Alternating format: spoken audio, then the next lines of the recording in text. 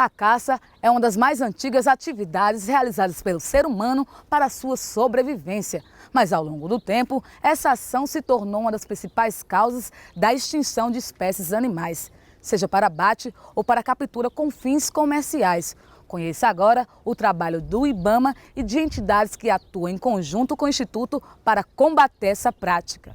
Esse homem, que não quer se identificar, mora em uma região de Caatinga e desde pequeno sai nas matas para caçar. Eu morava no interior de Pernambuco, né? E da vila onde eu morava para a roça onde meu pai plantava, né? Ele era agricultor de sequeiro e era uma distância mais ou menos de cerca de 5 quilômetros. A gente andava todo dia, 4 vezes. A gente ia de manhã, né? Voltava meio dia. Nesse percurso que a gente ia, sempre encontrava alguma ave, né? Começou com aves pequenas, né? Tipo pombinha, essas coisas, coisa de criança, né? Que vai pra mim.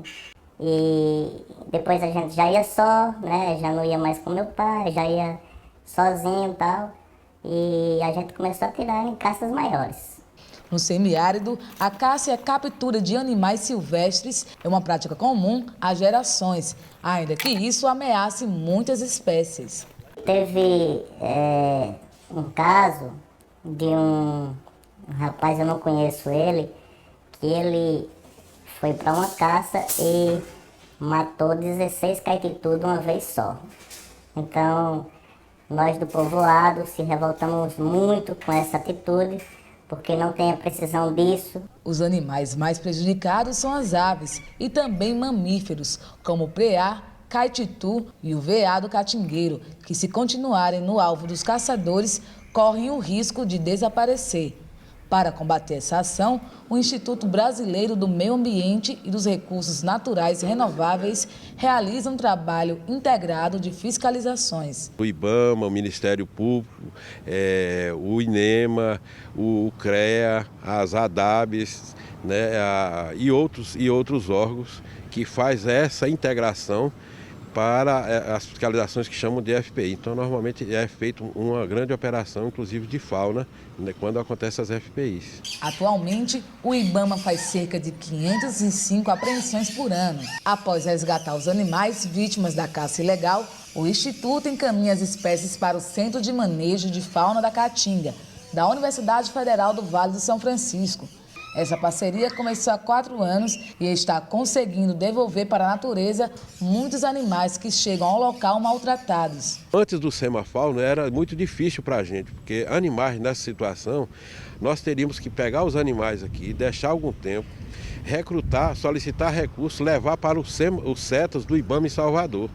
Ou às vezes, em casos que anteriormente, em anos anteriores ao Semafauna acontecia, nós preparávamos tudo aqui, colocava no ônibus e a São Luís levava para a gente. Lá o pessoal dos CETAS pegava esses animais, então era uma demora. Então aqui é uma ação mais rápida e os profissionais já chegam rapidinho e já dá aquela atenção adequada àqueles animais, a cada um deles que chega. Então é muito importante, porque a gente não se preocupa com essa parte, aprendeu, cuidou, entregou e registrou, o restante é com o Semafauna. Ao chegarem, eles passam por uma triagem, a gente avalia o estado físico e de saúde do animal e daí então ele pode ser encaminhado a um tratamento, algum tipo de tratamento na área clínica ou ir para os recintos de quarentena, onde eles passarão algum tempo e a gente avalia o processo de reabilitação para depois fazer a destinação desses animais. Mas a caça não é realizada somente para subsistência ou consumo. Segundo o IBAMA,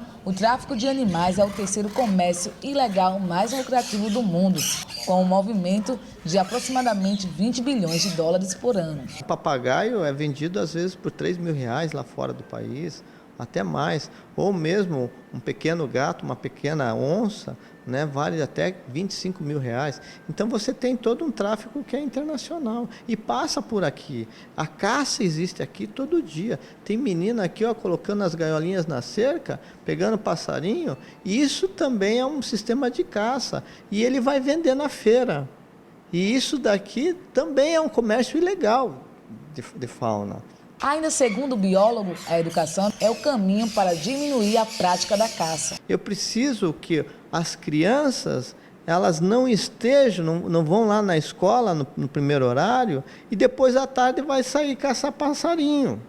Ela precisa ter uma educação que seja na parte da manhã, uma educação na parte da tarde, para ela ter sensibilidade suficiente para ver o dano que ela causa tirando o passarinho da natureza, diminuindo esse passarinho na natureza. Então, eu não estou falando em educação ambiental, como todo mundo fala, isso é educação ambiental? Não, eu estou falando de educação clássica, eu estou falando de ensino fundamental. Nós temos que modificar as estruturas do ensino fundamental. Nós temos que passar por uma reformulação da política no ensino no país. Toda essa tradição eu fui adquirindo ao longo do tempo, mas chega uma determinada época que a gente vai aprendendo também, né, que não se deve fazer o ato da caça, né? Eu cacei por uma tradição de meus pais e tal, mas hoje eu não caço. Tem cerca de 20 anos que eu não atiro, eu não ando com cachorro no mato.